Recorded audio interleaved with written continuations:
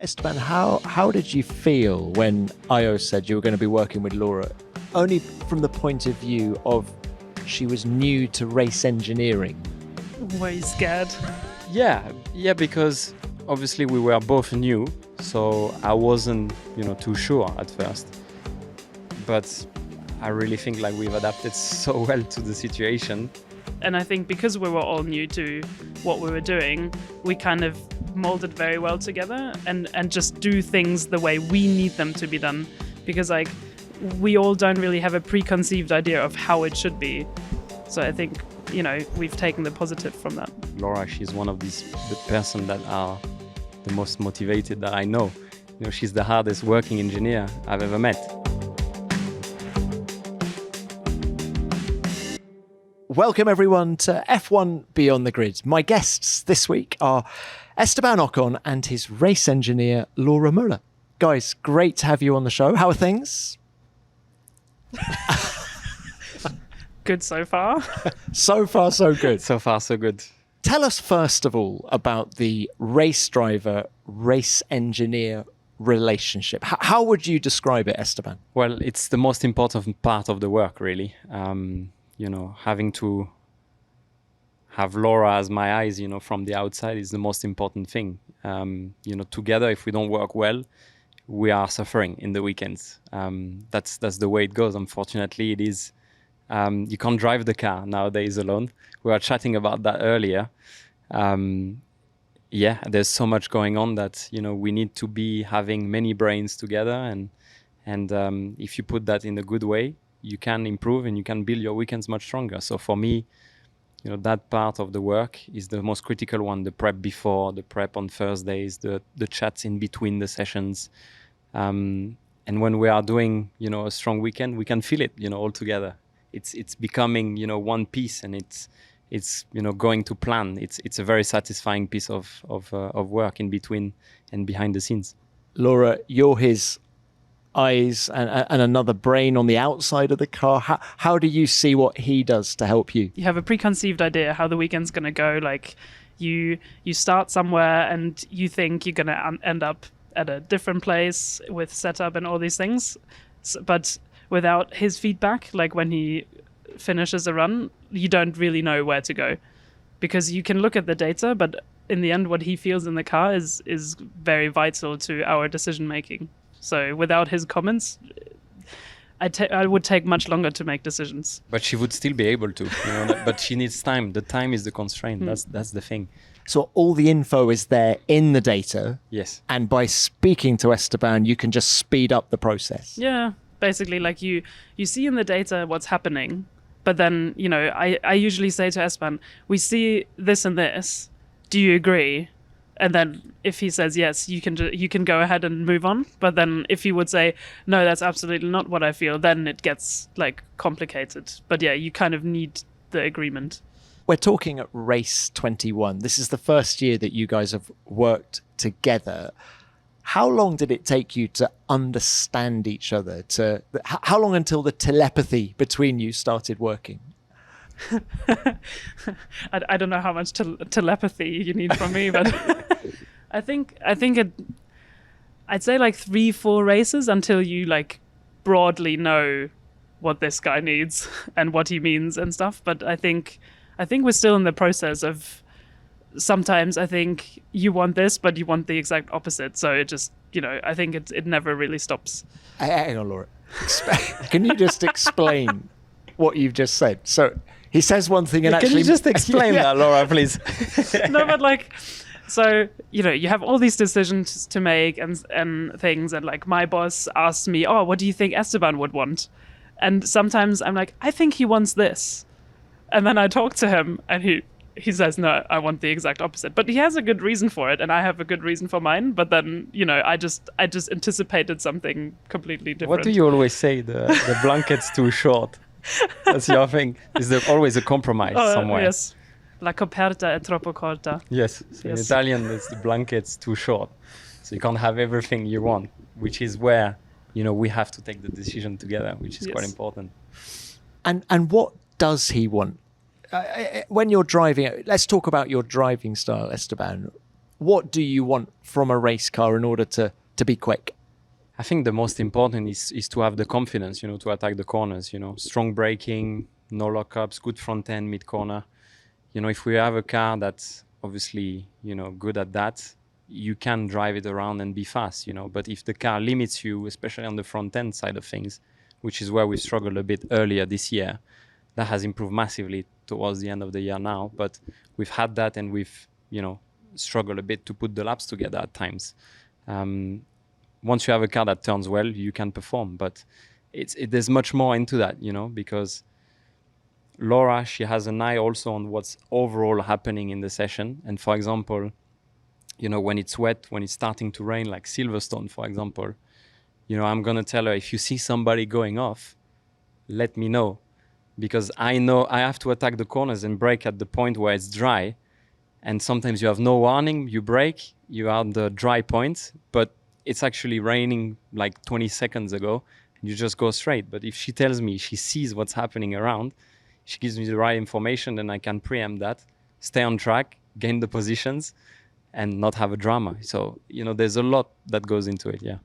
So the conversation when he's out on track, how many times a lap would you be talking to Esteban? I kind of try to limit it to once. It depends on the condition. It depends, is this a race where not much happens? Is this a race where he's fighting someone? Is it wet? All these kind of things. Because normally, once a lap you say, okay, this is how many laps to go. But for example, in a quali lap, I would never dare to say anything. If not, somebody's literally spinning off in front of him or there's a yellow flag. But I think if I'd start talking to you more than once a lap, you'd be like...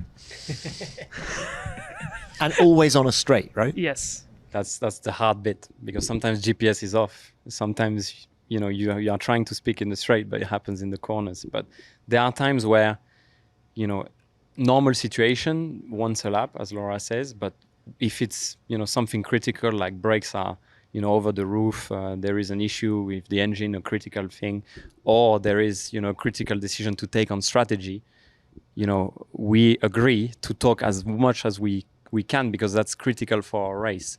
So there are times where we must have talked like 25, 30 seconds in a lap. It has happened. And you are able to do that. Well, you lose time doing that, because you're not fully focused on what you are doing in front. So you will lose 2 or 3 tenths by keeping on talking. But if you gain 10 seconds or 15 on your overall race time, or you finish the race, well, it's just a gain. Let's wind the clock back. I'm fascinated about this relationship between you two. All was new for both of you at the start of this year. New job for you, Laura, performance engineer in the past, up to race engineer this year. Brand new team for you, Esteban. Just how difficult were those opening weeks? Well, you know what? It was not easy, for sure. There was a lot to adapt, but the transition has been incredibly smooth. And that's also thanks to, Laura's work. It didn't feel like, Laura was new to the role. It felt like she's done that for years, already.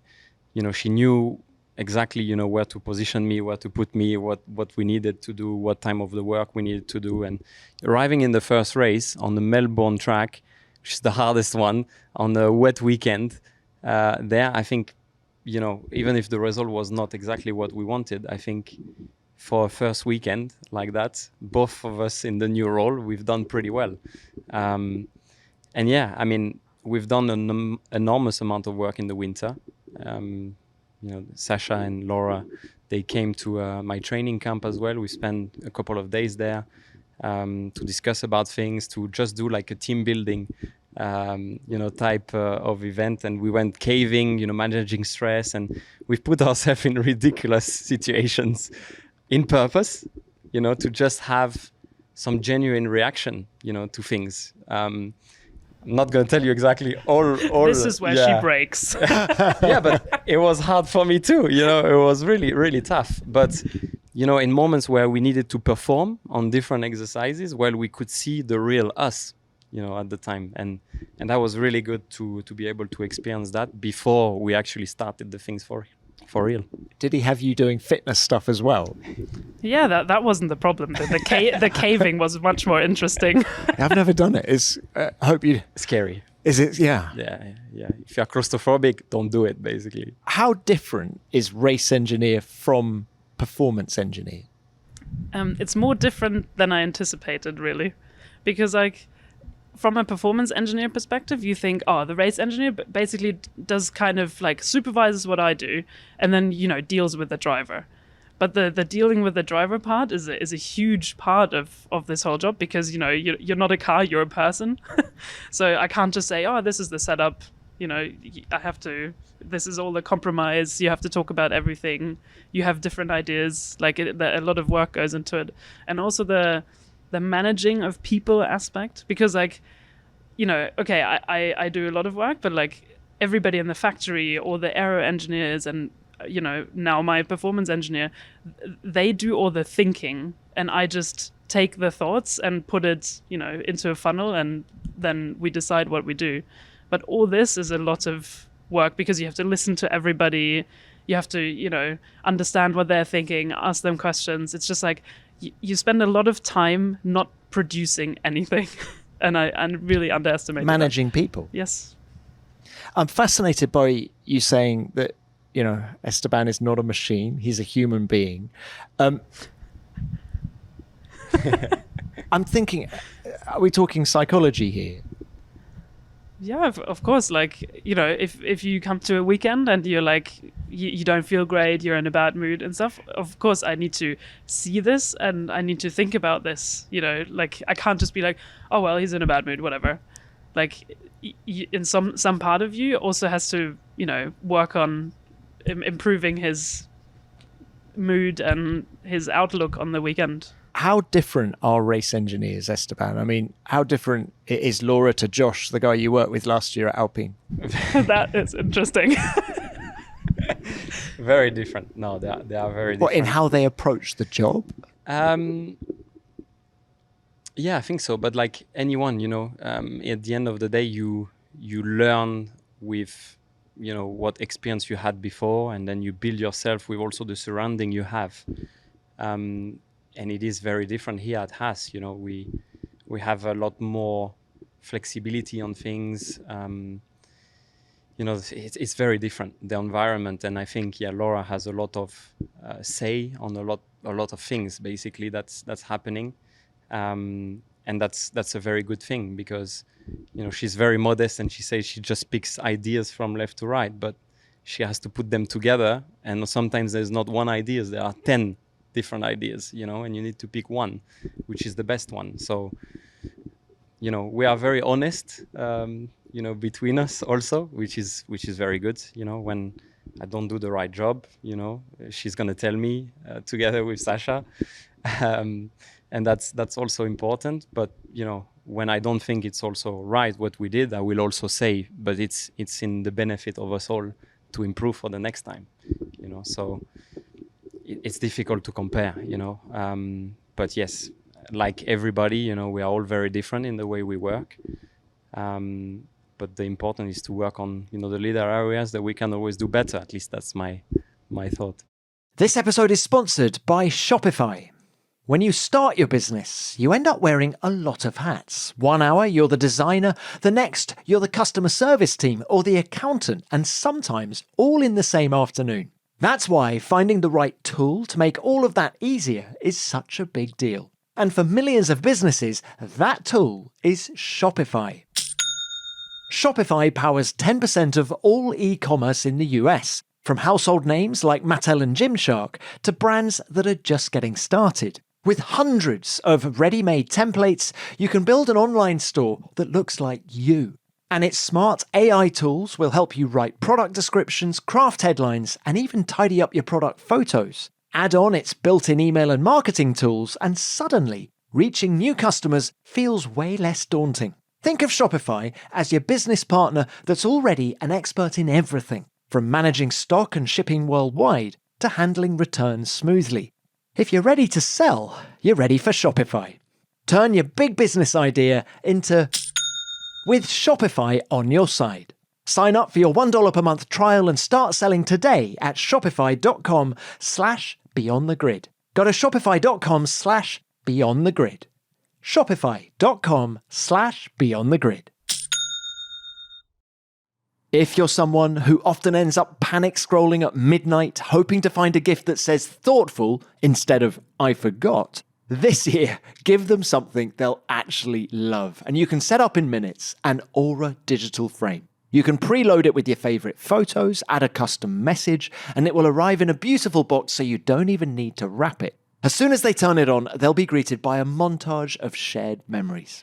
And what's really great is that you can keep adding to it with the Aura app. Anyone you invite can send unlimited photos or videos straight to the frame from anywhere. No memory cards, no fiddly setup, no subscription, just a smart, stylish frame designed to bring people closer together. Whether it's a silly selfie, a birthday snap you nearly forgot to send, or a moment you want to share with someone miles away, it shows up on the frame just like that. I've got one ready to give my family at Christmas, and I'm already planning to sneak in a few paddock photos next season. For a limited time, save on the perfect gift by visiting auraframes.com to get $35 off Aura's best-selling Carver matte frames, named #1 by Wirecutter, by using the promo code GRID at checkout. That's auraframes.com, promo code GRID. This deal is exclusive to listeners and frames sell out fast, so order yours now to get it in time for the holidays. And support our show by mentioning us at checkout. Terms and conditions apply. Does it help, Esteban, if a race engineer has raced themselves? Does that help them get into your mindset? Not necessarily, no. I think the most important thing is, how motivated and how hungry, the people around you are. And Laura, she's one of the person that are the most motivated that I know. She's the hardest working engineer I've ever met. She doesn't count hours. She will be flat out until she has the point, until she proves the point, until she knows that's correct. But in the meantime, when we don't do something correct, she will reset and try and do it differently for the next time. But if you had a race engineer that had raced, sometimes he will try and do the racing driver job, which is not, everybody needs to be at his place, which is quite important. Yeah, so, I think you'd have competing thoughts. Yeah, exactly. Yeah. That's true. So no, I don't think so. So Laura, do you just want information from him? Or do you want him to or do you want him to suggest solutions as well? Or is that your job? That is my job. Yes. I mean, it's not like he doesn't like to sometimes suggest solutions, but like in a perfect world, he just has to provide the information and I find the solution. But also it helps, like, if then I have a solution and I present it to him, then he has an idea if this is what he wants or not. We're not that independent from each other. We need to talk to each other all the time. It's just a revolving conversation. I suppose I should ask, have you raced? No. Did you ever want to? As a child, yes. But as a child, your push behind an idea is not that great if your parents aren't into that. So, but I don't regret not having raced. Sometimes I would like to just do a lap somewhere just to feel all these things he's always telling me, but I need to take you around the lap. That would be nice in the car. I can feel a Pirelli hot lap coming on. Yeah, that would be awesome, actually. Actually, I would love that. Yeah. Not just to learn, but just to experience it's actually crazy we haven't done that yet. Like we are so like head down into the work, and that sometimes we need to make that happen. Definitely. Laura, you used to work for a GT3 team based at the Nürburgring. Mm-hmm. There were no laps of the Nordschleife after work?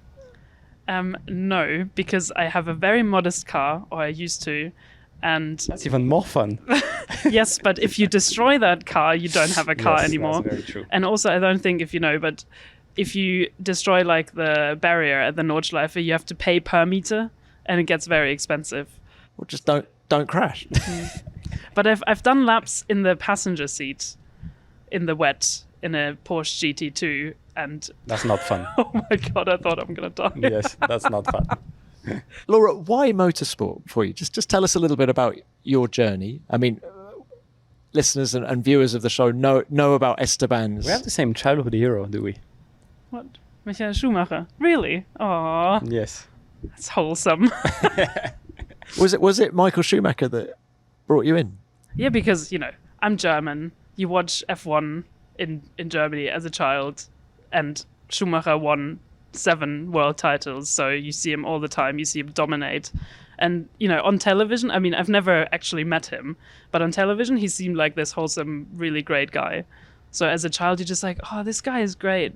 So yeah, and I don't know, my mum used to watch a lot of motorsport, so I watched F1 every week. So the attraction was motorsport first, then engineering second, or did they come together? Definitely motorsport first, because until you actually enter motorsport, I don't think a lot of people have a lot of ideas what people actually do here. Because from the outside, if you don't look into it so much, if you don't listen to podcasts and all these things, it's just the idea is interesting. But then after school, I was like, how do I get into motorsport? And then I realized, okay, I should, either become an engineer or a mechanic or all these things. So that's, how the detail formed of it. Esteban told a great story last time he was on the show about being at the French Grand Prix at Manicourt. I think you said 2006. Yeah. Dressed, I think, head to toe. Yeah. In Michael Schumacher. Yes, kit. exactly. Yeah, That's getting awesome. booed by Fernando's Yes. fans back then. Did you ever go to Hockenheim and watch Michael or any other race? I think, I don't know which year it was. I think it was 2004 Nürburgring. I think it was, I think Michael actually won that race. And yes, I went to that. But I went because I knew somebody who drove Porsche Super Cup. And I was too young to go into the pit lane, which was very sad. But yes, I went to, I think, 2 F1 races in my life before I entered it as a job. And then as a job, it was sports cars, wasn't it? And GT3 and Yes. what was it like going to Le Mans? Tell me about those long distance races and how different it is from a work point of view to what you're doing now. So I still very much love endurance racing. So you're saying that's easy now, what we do. No, it's a very different difficulty in a way. It's obviously you have very different focus, but I still love watching them now. Obviously, like a 24-hour race, you have to stay up 24 hours. That's difficulty number 1. And then, you have to set up a car for 3 different compounds for wet, dry, dark, light, all these things for 3 different drivers. So I didn't enjoy that very much, but also because not so much anymore or in the top categories, but if you make a mistake or if something bad happens at the beginning of a 24-hour race, you can fix it. You can come back from it. Whereas here, at the start, if you lose 3 positions, your race can be over. So I enjoy the fact that you can come back from somewhere. How different is a sports car to set up to a Formula One car? Is it more basic? Do you have more or less tools for you to use on a sports car? I think from a suspension point of view, they're actually very similar. It's not as complicated because the packaging doesn't need to be so small and all these things, but from, which things you can adjust, it's very similar. But then obviously, of course, the aero, because all the cars are the same and all these things, you have much less tools to work with. And then also you can't change anything. The good thing about Formula One is if you, after one race, you say, oh, I think we should change this part, you can actually just talk to the designers and it will happen. So that's the enjoyable part about F1, that it's not a one-make series and you have a huge impact on the car next year, the car in 3 races and all these things. Describe the sense of anticipation when a new part is coming to the car. And I'm thinking most recently in Austin, right? We had the upgrade there. Just describe what it was like during the build-up and how you guys got on top of it. I like that you describe it as a birthday present, basically. You are kind of... I wouldn't say I get excited about it because I'm very realistic, and they will make a presentation and they will tell you, oh, we think it gains 2 points here, 3 points there and stuff. So I usually think about the worst I can expect, because then She only believes it when she sees the performance gain on track, basically.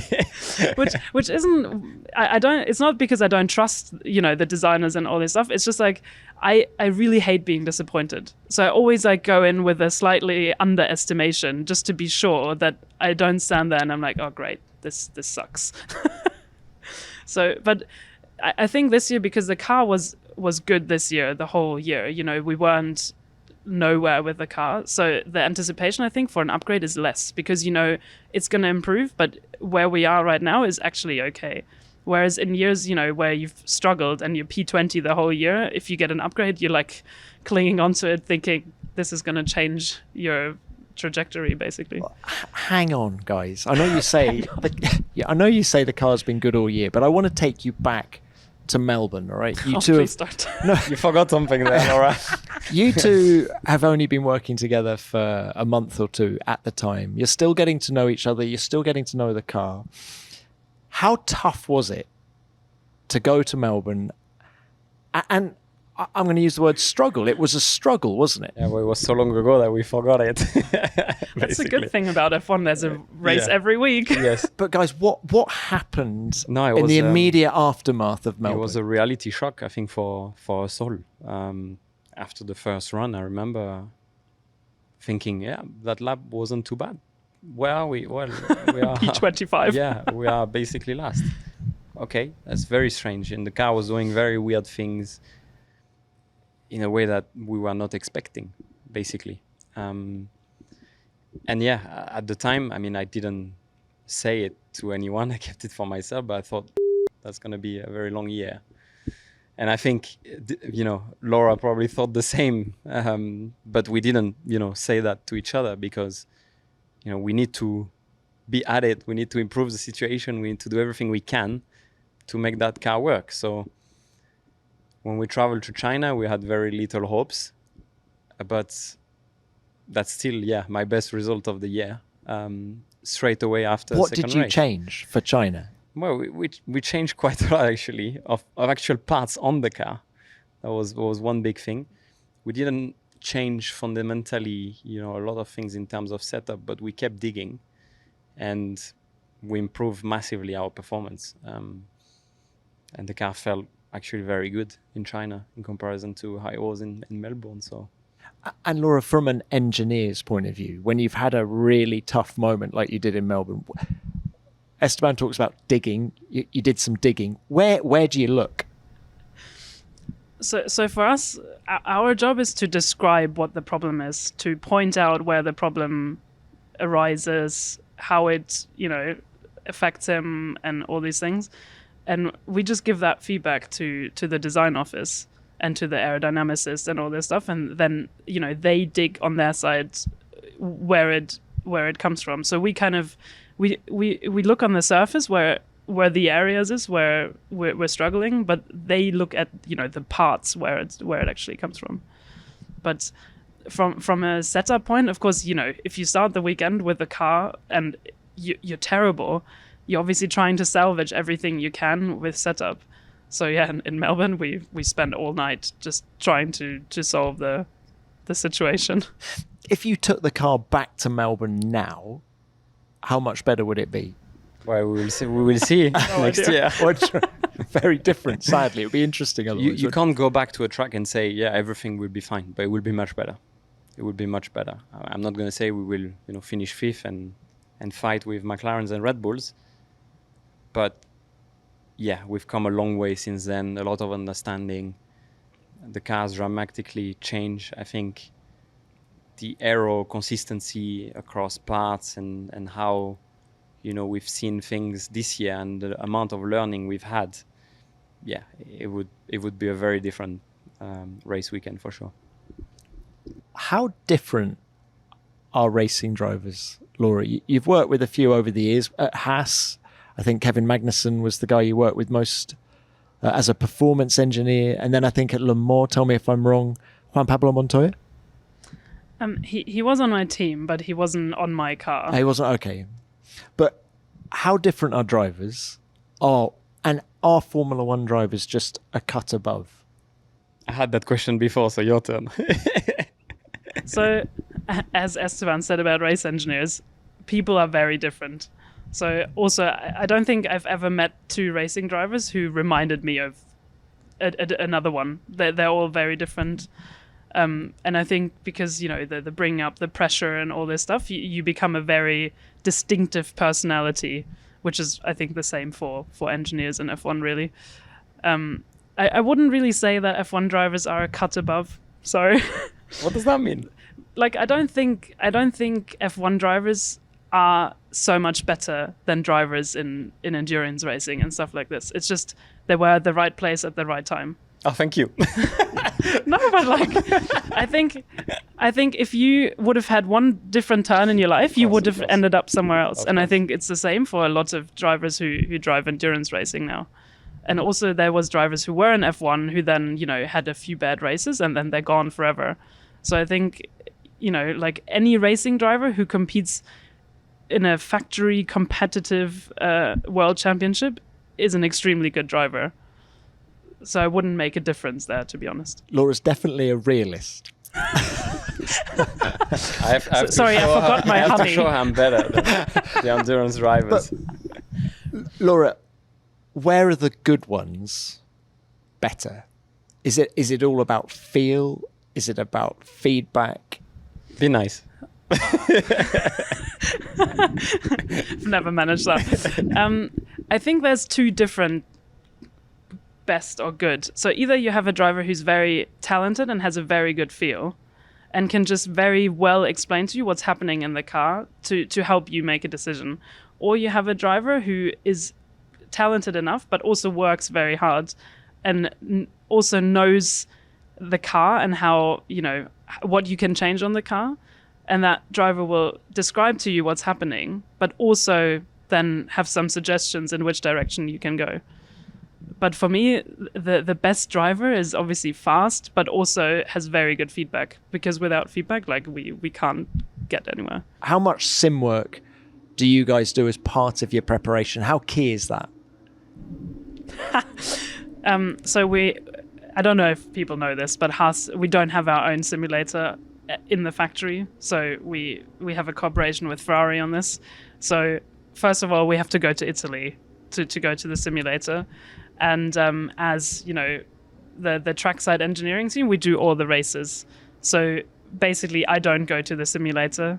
We have like You've been actually this year. yes, but I don't go to all the sessions just because it's just too much. I wouldn't be able to do the actual race event preparation then. So what engineering team do you have around you when you're in Maranello? So I have the engineering team. One person works at Haas. He's called Maurizio Bocchi.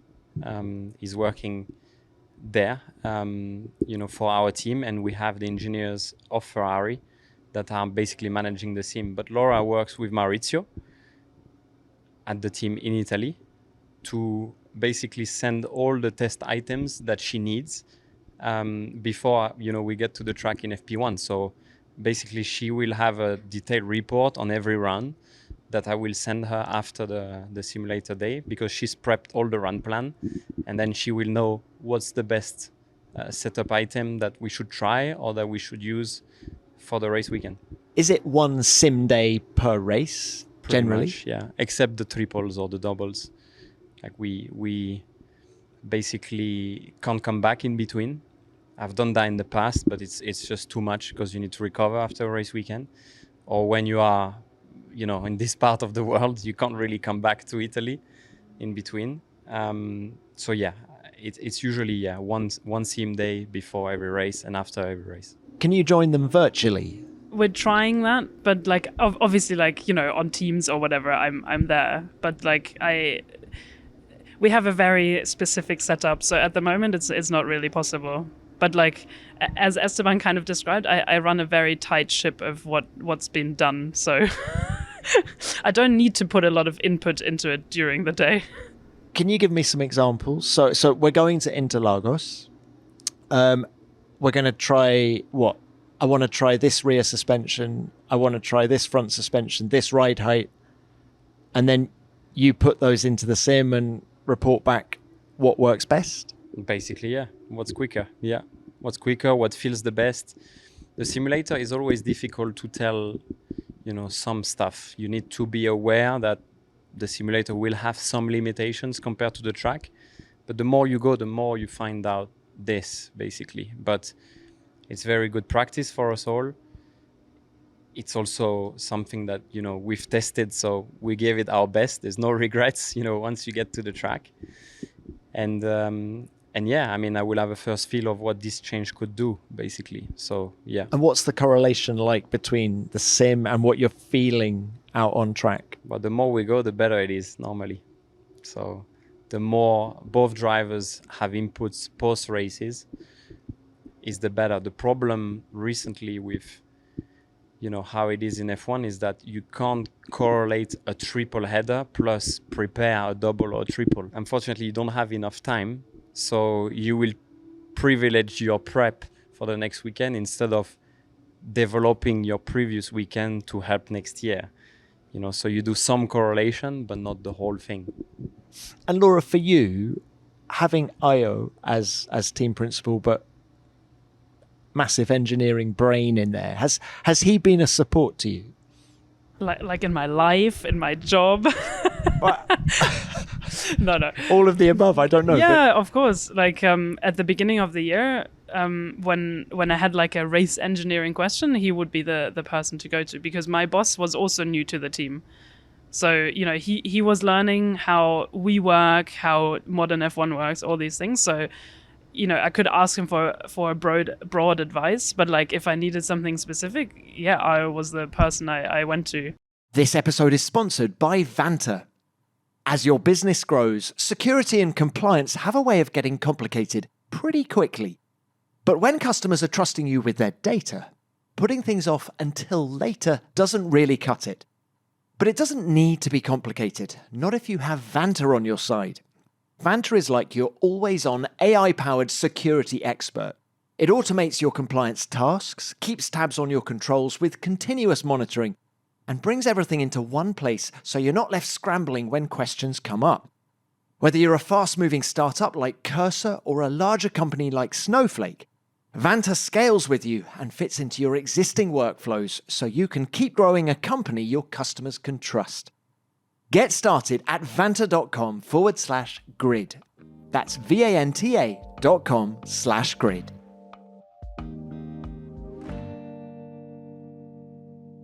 One of the things I love most about Formula One is how its past is always present. From iconic liveries to legendary rivalries, history isn't just something we look back on. It's what gives the sport its soul. And that's why I'm so pleased to be partnering with Honda Vintage Culture for this episode, because that same spirit is stitched into every piece of their clothing collection. For more than 75 years, Honda has helped shape motorsport as an engine supplier, a technology pioneer, and the force behind some of F1's most unforgettable eras. From their first Grand Prix win in 1965 to powering teams to multiple world championships in the late 80s and early 90s. Some of you might remember that unlike the race teams in those eras, Honda engineers and technicians often wore their own distinct uniforms, and Honda Vintage Culture brings those looks back to life. These aren't just retro pieces, they're heritage garments. Jackets, tees, hoodies and caps, reimagined with modern cuts, materials and detailing built for everyday wear. The officially licensed collection draws inspiration from key breakthroughs and championship-winning moments where Honda left its mark on the sport forever. With Honda set to return to Formula One in 2026 as the works power unit supplier for Aston Martin, now feels like the perfect time to celebrate that legacy and wear a piece of it. And with worldwide shipping available, it's easier than ever to do just that. Right now, listeners can get 20% off the full Honda Vintage Culture range. Just head to hondavintageculture.com and use the code BTG20 at checkout. That's 20% off with the code BTG20 at hondavintageculture.com. It's the most wonderful time of the year and the perfect season to treat the Formula One fan in your life. The official F1 store has everything you need to make this festive season unforgettable. From teamwear and caps to models and collectibles, you'll find exclusive F1 products and limited edition gear you won't get anywhere else. And the best part, With fast worldwide delivery, you can get your gifts on the grid just in time for Christmas, no pit stops required. Head over to f1store.formula1.com and make this festive season full of speed, style, and F1 spirit. And so, guys, in conclusion, what's the biggest thing you've learnt together this year? That's a very weighted question. For me, it's like, first of all, to never give up, which sounds very like boring, but it's like it has like different aspects for me. It's like to basically not lose faith. If it's going badly for one weekend, you always have to reset yourself and just say, okay, I'm learning this, and next weekend, it's going to be different, and we're going to improve this. And also during a weekend, if qualifying went badly, often you still have a lot to play for in the race. And I think that's also something you're good at. Like, you'll be pissed off for a minute, but like as soon as the next day comes, you just sit there and you're like, okay, now I worry about today and I don't worry so much anymore about yesterday. I've heard other people say that about Esteban, resetting. You're quite good at that. Thank you. I'm good at resetting. I have bad memory, so I forget that. But for you, what's the biggest thing? But you know what? That's something I found actually, awesome, is that we are very similar in the way we work and the way we think about things. Is that I was going to say exactly the same. So it sounds boring, but never giving up, keeping on digging, keeping on being motivated for what's coming ahead, because they can be an opportunity even if things don't go to plan. And we've shown that this year. We didn't have, the best Saturdays at time, but on Sundays we've came back and we've rise the whole weekend, and we, made ourselves forget, the beginning of the weekend. We didn't forget it because we've put it on the side to try and see what we could have done better there. But by resetting and focusing on the actual moment, we've saved the weekend and scored points. And Ayao told me, you will work with Laura next year because you guys are very similar in the way you are working and how hard you are working.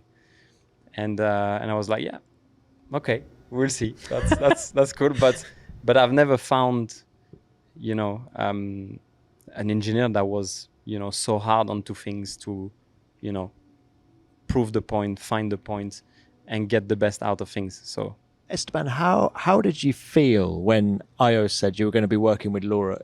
Only from the point of view of she was new to race engineering. Yeah. Were you scared? Yeah, because obviously we were both new, so I wasn't, too sure at first.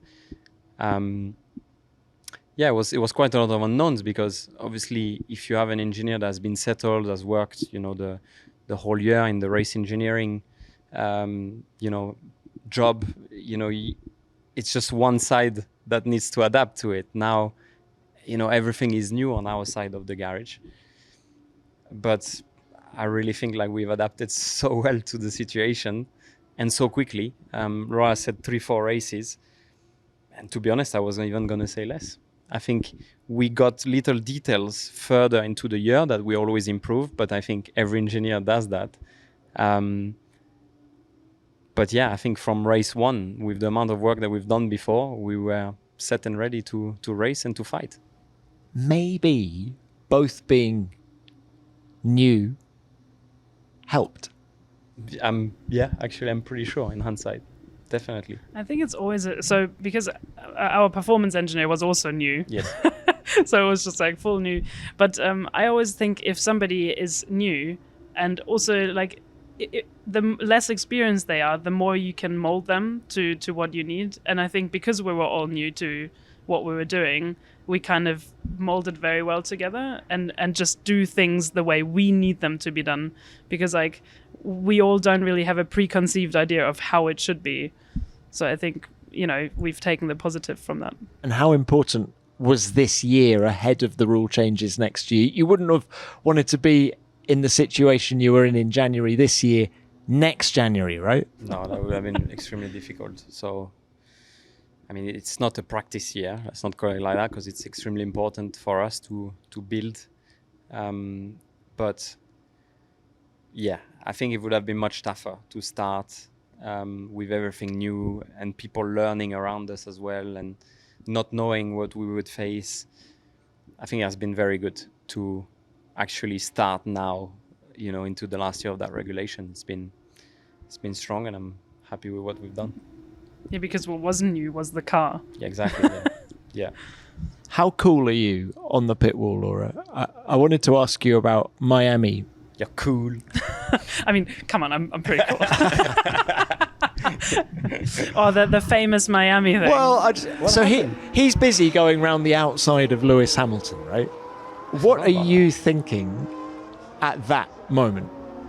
Well, to be honest, like in that moment, I was just like a fan watching a battle. Like that's, everybody's seen that video of me making faces and stuff, but like in that moment, I can't help him. He needs to do his thing. So, there's not something I can look for or whatever. So I was just watching, your onboards and being like, come on. And that's like, for me, if I, a race start, for example, is the same. Like in the first 3 corners, I can't do anything. So all I'm looking at is just, the onboard and hoping he's going to make enough positions. But it must be so satisfying when like it goes well, like because the amount of work we've put in during the weekend, and we see that it's worth it, Yeah, like definitely. Like I have that feeling more in qualifying usually. Okay. Like when we qualify well, and I'm just like, yes. Is it relief or it's like, No, because like like for me, all I do, like kind of the peak of everything is qualifying. Yeah. Because the race, I can't change the car anymore, so the strategy kind of takes over. So yeah, for me, if I've done my job well, we qualify well. So yeah, the relief is in qualifying. But does that not apply for the driver as well, though? In that, speed. It's all about one lap on a Saturday, whereas Sunday there is tyre wear and traffic and all the other things affecting. There's no points on Saturday though. Yes. But yeah, it is extremely important. It makes your life much easier for Sunday. But I would disagree a bit with you on Sunday, because it's also the work that we've done on Saturday that's going to transfer to Sunday. Because there's a lot of thoughts that goes into Sunday as well. But it's very different thoughts. Yes. Like because obviously I was a performance engineer for a long time. For me, like the heart and soul of what I like doing is still like the car setup. Yeah. She's frustrated basically on Saturday night when we can't change anything anymore. Like, oh, that's boring now. Yes, exactly. Can I go home now? You've talked about the sort of hard work that's gone in. For people at home, just can you give us some ideas on a Grand Prix weekend? How long are the days? And also, how does a sprint weekend change the intensity? Well, you've been here for 11 hours now, basically. Yeah, I left the hotel at 5:30 this morning. It's 4:40. She still has 2 hours of work later. Thank you, Tom. Laura, jet lag? Or why are you leaving? We're doing this on a Thursday. Why 5:30 on a Thursday? So, I mean, you must... Okay, there's curfews. So to basically mostly protect the mechanics, really, there's curfews in place. So on Wednesday night, they start. So on Wednesday night at a certain time, the mechanics and everybody else has to leave the track. Obviously, like, the mechanics can't take the car home, but we can take our thoughts home. So for us, that doesn't fully apply. But then on Thursday morning, this morning at 6 o'clock, we were allowed in the track. So if you want to maximize your working time, you're here at 6 o'clock. But yeah, I can tell you exactly how many hours it is. So on a Thursday and Friday, it's usually 13 and a half hours. On Saturday, it's 13. And on a Sunday, it's 12. Because I do my timesheet every month. And how much does the intensity increase on a sprint weekend? It's very different, of course, because, you have this from Friday to Saturday. You can't change anything. But then because between the sprint race and qualifying, the time, it feels like it's 20 minutes. Like you have to prepare everything still before Saturday morning, but you don't know how the car's going to be in the sprint race. So sometimes you spend all this time on Friday night, like thinking, oh yeah, this is what we're going to do tomorrow. And then in the sprint race, everything just gets turned upside down. So you do the exact same amount of work again after the sprint race. But in a very short Yes. period of Yeah. time. So it's less, obviously, because you don't have 3 practice sessions, you do less changes, of course, but you have to think more because you have less chances of making it right. Just from a sporting point of view, do you guys like the way Parc Fermé opens up after the sprint? I think it's extremely difficult for all of us because there's a lot of uncertainty into a sprint weekend. For example, if there's an issue in FP1, you go into the qualifying blind, you haven't tested anything, you are not sure. Basically every run counts, because also your tire choice in FP1 can dictate if you are going to have, a good strategy later in the sprint race or later in the race as well. And if you don't make every session count, well, you are going to have a problem somewhere, and that's going to be detrimental to your weekend. So unfortunately, we work with a lot less information and confirmation. So there's a lot of guessing and pre-event work and work from the years before. But that's also, how I got the podium last year, for example, because with the resurfacing, people didn't know that the Inters were actually lasting the whole race, and they boxed. And, it also brings opportunity and uncertainty. Yeah, and it's an opportunity for some and sadness for others. But I think I enjoy sprint weekends just because, you have to, if you get it right to begin with, you have a really good chance. And because they open Parc Fermé now, at least if you didn't get it right for the sprint race, at least you have another chance on it. But I like that there's 2 qualifyings because it's just a bit good. more interesting. Sure. But Well, we know how much you like qualifying. I don't actually like qualifying that much. It was made for you, Laura, the sprint format. Oh, guys, it's been a wonderful chat. I can see that you two have a very special working relationship, actually. It's been great to witness it a bit. If I can just end this what I call the traditional way, Formula One is 75 years old this year. I've actually asked Esteban this question already this year, earlier on. So, Laura, if there's one memory in F1's 75-year history that stands out to you, what would that be? I think you overestimate how much I know about F1.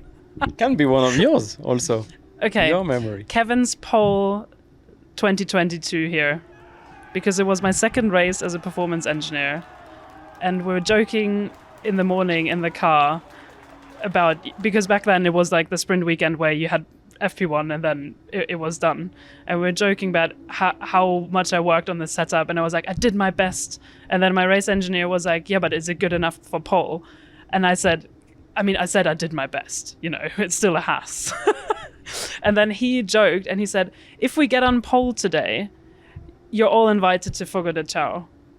And of course, nobody expected it to happen. So then when it actually happened, my first thing was like, excuse me, you know what's going to happen now. And did you go? Yes, the next year we went. But yeah, that was amazing. Just like, yeah, because it's a very emotional sport. And even though, it was not because the setup was good, it was just right place, right time. But it's just like in that moment, you're just like so ecstatic about The such setup a good was good result. also. It couldn't have been terrible, but there was a lot of reasons why he got Of course, pole. yes. He Take just, some credit, Laura. he just also. drove a mega lap. But yeah, it's just this pole position made the whole year better because 2022 was hard. Guys, thank you very much. I know you've got 2 hours work still to do, so I feel you better get back to it. Thank you both very, very much for your time. Thank you. Thank you.